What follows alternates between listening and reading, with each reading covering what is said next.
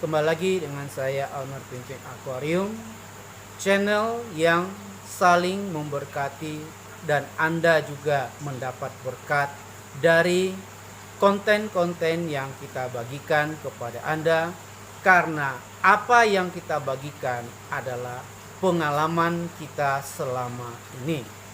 Ilmu itu cukup mahal, tetapi bagi Anda yang mau belajar, Pimpin Aquarium bersedia memberikan konsultasi kepada Anda yang berminat. Dengan memakai sistem ala Pimpin Aquarium, Anda pasti bisa menciptakan satu ekosistem yang baik seperti yang ada di belakang saya. Kali ini Anda bisa lihat pertumbuhan predator yang ada di tank saya, sungguh luar biasa. Makanan yang saya berikan adalah ikan yang dari pajak. Bagaimana kualitas pakan yang saya beli dari pajak, saya juga tidak tahu apakah mengandung pengawet atau tidak. Tetapi andai kata makanan yang saya berikan mengandung pengawet, tetapi ikan saya tidak ada yang mati. Anda lihat selevel ikan mono yang paling kecil di tank saya, makanannya seluruhnya adalah ikan dari pajak. Jadi bukan pelet atau bukan makanan buatan, tetapi semua adalah makanan ikan dari pajak. Jika makanan ikan ini mengandung yang disebut dengan bahan pengawet, kita sebut salah satunya adalah formalin. Mengapa ikan saya sudah 2 bulan lebih pertumbuhannya cukup besar, tetapi tidak ada ikan yang mati? Andai kata kita katakan formalin adalah bahan kimia yang sangat beracun, maka ikan yang terkecil di tank saya adalah jenis mono, itu akan seluruhnya mati. Tetapi kenyataannya sudah 2 bulan lebih berlalu, ikan di tank saya tidak ada yang mati akibat pakan. Kita sebutlah andai kata mengandung formalin, tidak ada ikan yang mati akibat formalin. Kita bahas secara ilmiah. Andaikan makanan yang saya berikan mengandung formalin, saya juga yakin andai kata pedagang yang memakai bahan pengawet, kita sebutlah misalkan formalin, pedagang juga mengerti dosis bagaimana memakai pengawet yang mereka pakai terhadap ikan yang mereka jual. Karena saya yakin dosis yang mereka pakai hanya sekedar mematikan bakteri pembusuk supaya ikan tidak mengalami pembusukan. Artinya dosisnya sangat kecil sekali. Dan andaikan ikan direndam pada air yang mengandung bahan pengawet, maka bagian dalam tubuh ikan tidak akan disentuh oleh bahan kimia tersebut. Hanya bagian luar daripada ikan atau bagian insang daripada ikan, karena kemungkinan air pengawet tersebut masih masuk ke dalam insang daripada ikan. Bagaimana solusi Anda mengatasi andai kata ikan yang Anda beli dari pajak mengandung bahan pengawet? Cara saya selama ini adalah ikan yang saya beli tentunya akan saya masukkan ke freezer, karena sekali membeli ikan cukup banyak. Jadi ikan saya masukkan ke freezer. Kemudian ikan yang dari freezer akan kita keluarkan dan kita rendam di dalam air.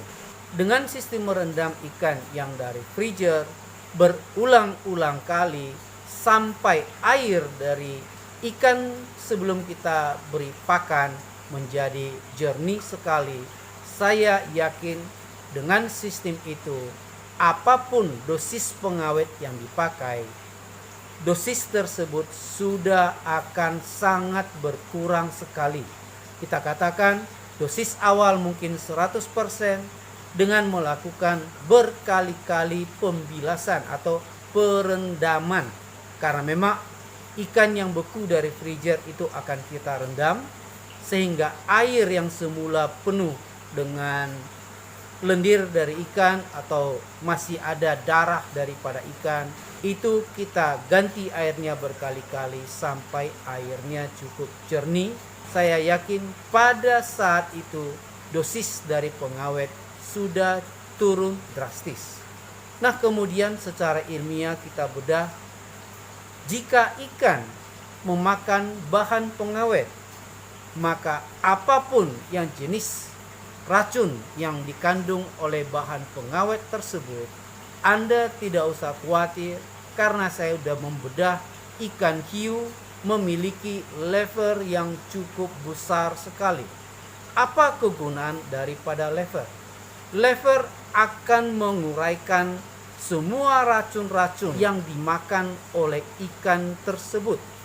Itulah fungsi daripada lever, untuk detoksifikasi dari racun yang dimakan oleh ikan tersebut. Sehingga apapun racun yang masuk ke dalam tubuh ikan, levernya akan bekerja untuk menguraikan racun yang termakan oleh ikan. Sisa racun dari lever yang tidak diuraikan itu akan dikirim ke bagian ginjal daripada ikan, karena kita lihat bagian ginjal ikan juga cukup besar, untuk melepaskan dalam bentuk urin. Jadi secara alamiah ikan bisa menguraikan racun yang termakan oleh ikan. Sebagai contoh, kebanyakan ikan hias air laut ditangkap dengan memakai potasium cyanida. Potasium cyanida adalah racun yang 10 kali lebih dahsyat daripada formalin yang mungkin dikandung dalam pakan ikan. Tetapi mengapa ikan bisa survive sesudah diberikan langsung potasium cyanida? Nah, itulah yang terjadi pada ikan tersebut. Apabila volume racun di luar batas kemampuan daripada si ikan, itu adalah dari besar kecilnya ikan dan dosis yang termakan. Sehingga kebanyakan ikan yang kecil, jika diberikan potasium cyanida, ikan tersebut tidak akan survive. Tetapi ikan yang lebih besar yang diberikan potasium cyanida, maka levernya akan bekerja, dan kemudian potasium cyanida tersebut akan dikeluarkan melalui urin daripada si ikan tersebut. Karena saya sudah pernah mengalami ikan yang baru dapat, saya lepaskan ke dalam tank, dan ikan ini melepaskan urin yang penuh dengan potasium cyanida, yang mengakibatkan satu tank ikan yang lama seluruhnya mati, akibat kita memasukkan ikan yang baru dapat dari laut, yang kita tidak tahu ternyata ditangkap dengan memakai potasium cyanida. Jadi secara ilmiah Anda bisa lihat sendiri, pakan yang mengandung bahan pengawet bukan menjadi silent killer bagi ikan Anda, karena Anda bisa lihat ikan di belakang saya semuanya hidup dengan sehat dan bertambah besar. Jadi walaupun pakan itu mengandung bahan pengawet, ikan masih memiliki proses secara biologis di dalam tubuhnya untuk menguraikan racun yang masuk ke dalam tubuh ikan.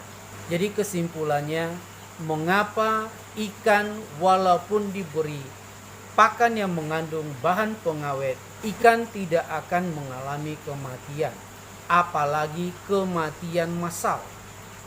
Jika dosis, saya katakan dosis yang paling beracun sekalipun masuk ke dalam tubuh ikan, sehingga lever daripada ikan tidak sanggup menguraikan racun tersebut, maka ikan akan mengalami tahap-tahap tertentu sebelum mengalami kematian.